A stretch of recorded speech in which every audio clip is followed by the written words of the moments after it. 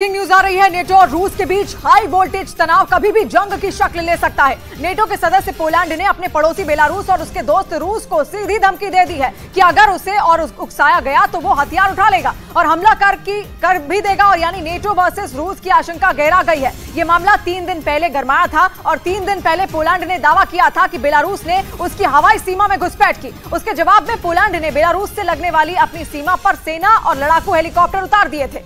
इसलिए तभी से पूरी दुनिया की नजरें पोलैंड और बेलारूस के बॉर्डर पर टिकी हैं, क्योंकि अगर तीसरा विश्व युद्ध हुआ तो उसकी शुरुआत पोलैंड और बेलारूस के बॉर्डर पर ही होगी। क्योंकि पोलैंड नेटो का सदस्य है और बेलारूस है रूस का जिगरी दोस्त। ऊपर से पोलैंड और बेलारूस पहले ही एक दूसरे को फूटी आंख नहीं सुहाते और पोलैंड के बेलारूस पर अपनी हवाई सीमा के उल्लंघन का आरोप लगाने के बाद दोनों का बॉर्डर हॉटस्पॉट बन चुका है। इसलिए अगर पोलैंड और बेलारूस की सीमा पर एक भी गोली चल गई तो नेटो के 31 देश और दूसरी तरफ रूस और बेलारूस हुए तो कम से कम 33 देश मरने मारने पर उतर जाएंगे। मगर दुनिया को और खौफ से भरने के लिए पोलैंड ने एक और धमकी दे डाली।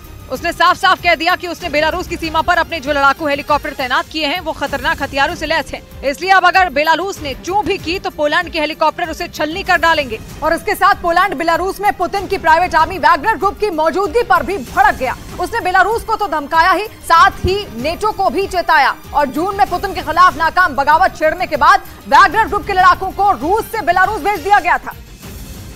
और जब से वैगनर ग्रुप के लड़ाके बेलारूस पहुंचे हैं, बेलारूस के राष्ट्रपति की बाँछें खिल गई हैं। वो वैगनर ग्रुप के लड़ाकों का नाम ले लेकर बार बार पोलैंड को डरा धमका रहे हैं। ऊपर से हजारों की संख्या में वैगनर ग्रुप के लड़ाके बेलारूस की सेना को ट्रेनिंग भी दे रहे हैं। इसीलिए पोलैंड के प्रधानमंत्री ने चेताया कि वैगनर ग्रुप बहुत ज्यादा खतरनाक है और उसके लड़ाकों को बेलारूस में इसलिए तैनात किया गया ताकि नेटो को कमजोर किया जा सके। पोलैंड के पीएम ने नेटो को आगाह किया कि अब रूस और बेलारूस उसे और उकसाएंगे। इस बीच पोलैंड ने रूस के लिए जासूसी करने के शक में बेलारूस के एक नागरिक को गिरफ्तार करने का दावा किया। पोलैंड ने बताया कि बेलारूस का वो शख्स 2 साल पहले पोलैंड आया था और पोलैंड के सैन्य ठिकानों और बंदरगाहों की रेकी करने में लगा था। बताया गया कि गिरफ्तार किया गया 39 साल का बेलारूस का नागरिक रूस के कई लोगों के संपर्क में भी था, जिनसे वो रूस के सेंट पीटर्सबर्ग शहर और उसके कब्जे वाले क्राइमिया में मुलाकात करता था। पोलैंड ने शक जताया कि बेलारूस का जासूस रूस के उस जासूसी नेटवर्क का हिस्सा हो सकता है जिसके जरिए वो यूक्रेन की जंग को नाकाम करने की कोशिश में लगा है। उधर यूक्रेन जंग के बीच रूस के बाद अब बेलारूस भी ईरान से नजदीकियां बढ़ाने में जुट गया।